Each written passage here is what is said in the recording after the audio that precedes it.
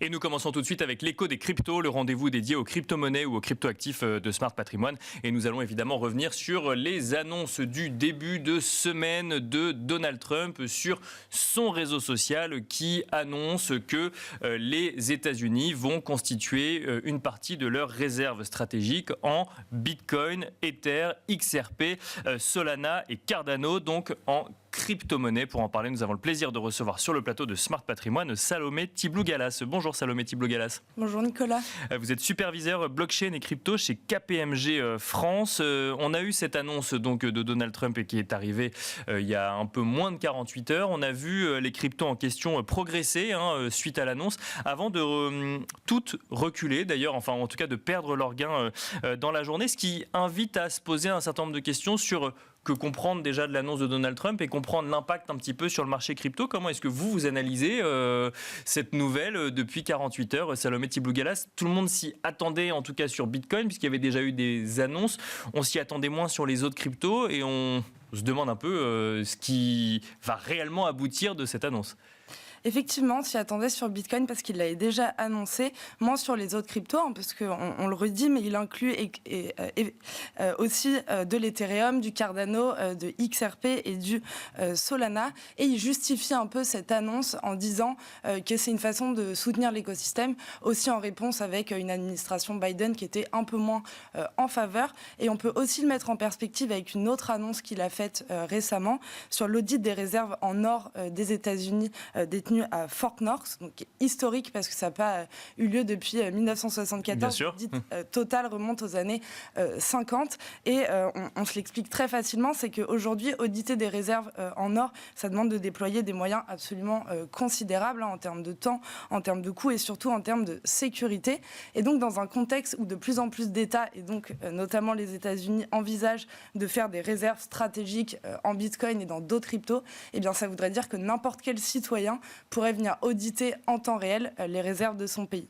Donc c'est à mettre en regard finalement de cette volonté d'aller auditer les réserves en or en se disant effectivement on a Bitcoin qui pourrait servir de réserve de valeur et qui serait plus facilement auditable. C'est comme ça qu'il faut l'interpréter selon vous? C'est une des caractéristiques qui est intéressante, parce que ça fait partie de l'essence même de Bitcoin. Après, on l'a vu, en effet, ça a eu un impact sur les marchés financiers à court terme, c'est redescendu ensuite. Mais si on regarde plus, en effet, sur les caractéristiques de la technologie, ça, c'est un des avantages. L'autre, c'est que s'il y a un écart important aussi entre les chiffres attendus de cet audit et l'or comptabilisé, ça pourrait créer une sorte de crise de confiance envers le dollar. Là, on parle de l'audit en or, pour le coup. L'audit en or, bien sûr, qui est nuancé parce que depuis la sortie des accords de Bretton Woods, le dollar n'est plus indexé sur l'or, donc c'est une valeur hautement symbolique. Mais ça aussi, ça pourrait pourquoi pas renforcer la crédibilité de Bitcoin en tant que réserve de valeur sur le long terme. Dans tous les cas, c'est intéressant pour les États-Unis d'aller diversifier leurs réserves et d'inclure des crypto-monnaies. Un mot rapidement de la réaction des marchés financiers depuis 24-48 heures. Lorsque Donald Trump a été élu, on a vu les marchés crypto s'en féliciter. On aurait pu s'attendre qu'une annonce comme celle qu'a fait Donald Trump hier, il y a 48 heures, crée une nouvelle impulsion sur les marchés. Ça n'a pas été le cas. Comment est-ce qu'il faut l'analyser ? Pour le coup, nous, on fait moins de conseils d'investissement. Bien sûr. J'aurais plus de mal à l'analyser, en tout cas sur le court terme. Ce qui est sûr, c'est que dès que Trump ou Musk font une annonce sur les crypto-monnaies, on peut voir l'impact que ça a sur les marchés financiers. Ça réagit en tout cas, ça c'est sûr. Ça réagit, ça c'est sûr. Ce qui est sûr aussi, c'est que sur le long terme, Bitcoin a quand même une tendance assez haussière, comme le reste des crypto-monnaies. Donc je pense que ce sera vraiment intéressant déjà de voir si cette réserve en crypto-monnaie est vraiment constituée. Si Bien sûr. Pour l'instant, on est dans l'annonce, effectivement. On est dans l'annonce. Qu'est-ce qui sera alloué à chacune des crypto-monnaies ? On s'est étonné du fait qu'il inclut aussi du XRP, du Solana, du Cardano. Donc il faudra voir quelle est la répartition entre ces actifs et on verra aussi quel est l'impact à long terme et quel autres pays peut-être suivent aussi. Il y a le Salvador, il y a le Bhoutan qui ont déjà des réserves en crypto. Donc à voir comment le reste des pays suit les États-Unis. Autre actualité dans le monde des cryptos, le 21 février dernier, Bybit, la plateforme Bybit a été victime d'un des plus gros hacks de l'histoire des plateformes d'échange centralisées. On parle d'1,4 milliard de dollars, si je ne dis pas de bêtises, alors en Ethereum.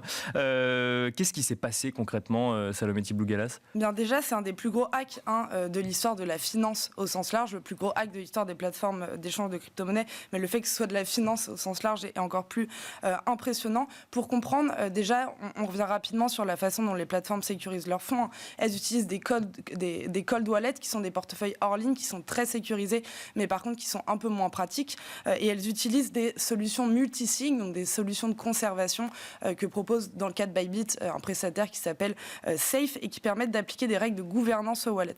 C'est-à-dire qu'il ne faut pas une seule personne pour valider une transaction, mais dans le cas de Bybit, il en fallait 3. D'accord. Qu'est-ce qui s'est passé? C'est cette interface proposée par Safe qui a été manipulée, puisqu'un groupe de hackers nord-coréens qui s'appelle Lazarus, qu'on a identifié notamment parce que des adresses utilisées avaient déjà été identifiées lors de précédents hacks, eh bien, ont manipulé l'interface utilisée par les signataires de Bybit pour leur faire signer à leur insu une transaction qui leur donnait le contrat total sur le portefeuille. Et à partir de là, ils ont siphonné l'intégralité des fonds qui s'y trouvaient.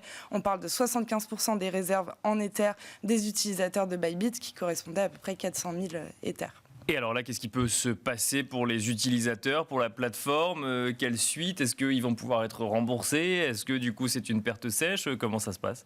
Eh bien justement, dès qu'ils ont obtenu les fonds, évidemment les hackers les ont envoyés vers une multitude d'adresses de manière à compliquer leur traçabilité.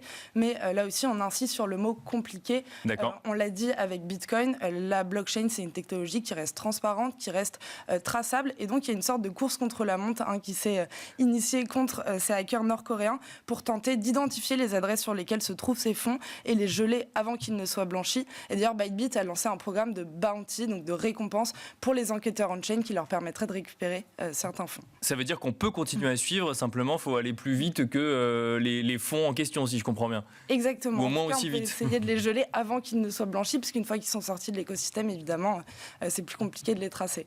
Qu'est-ce qu'il faut retenir d'une attaque d'une telle ampleur pour l'écosystème, Salomé Tiblou-Galas? 2 choses à retenir. La première, c'est que c'est avant tout une attaque Web 2 appliquée à l'écosystème Web 3, puisque c'est pas une faille dans un smart contract ou dans un protocole qui a été exploité. C'est bien une faille humaine. C'est une interface qui a été manipulée. C'est ce qu'on appelle de l'ingénierie sociale. D'accord. Le deuxième point, c'est que Qui ensuite a été appliqué à une plateforme d'échange crypto, mais qui aurait pu arriver sur une autre plateforme, si je comprends bien. Exactement. D'accord. Et le deuxième point, c'est que si c'est un hack d'une ampleur absolument inédite, eh bien, il y a une gestion de crise qui est plutôt réussie, parce que le CEO d'ailleurs de Bybit a pris la parole, Benzu, très rapidement, avec une communication claire, transparente, assurant à ses utilisateurs qu'ils restaient solvables.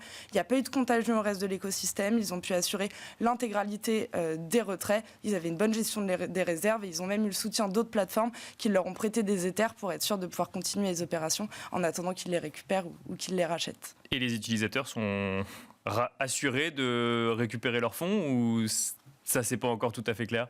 Les utilisateurs, encore une fois, ont pu continuer à retirer leurs fonds. C'est 1,4 milliard qui ont été pris à Bybit, mais derrière, ils ont encore 20 milliards d'actifs d'autres cryptos sous gestion. S'ils ne récupèrent pas ces fonds, ils rachèteront les Ethers en question, et dans tous les cas, ils restent solvables avec une couverture à 1 pour 1 des actifs des utilisateurs, jusqu'à maintenant.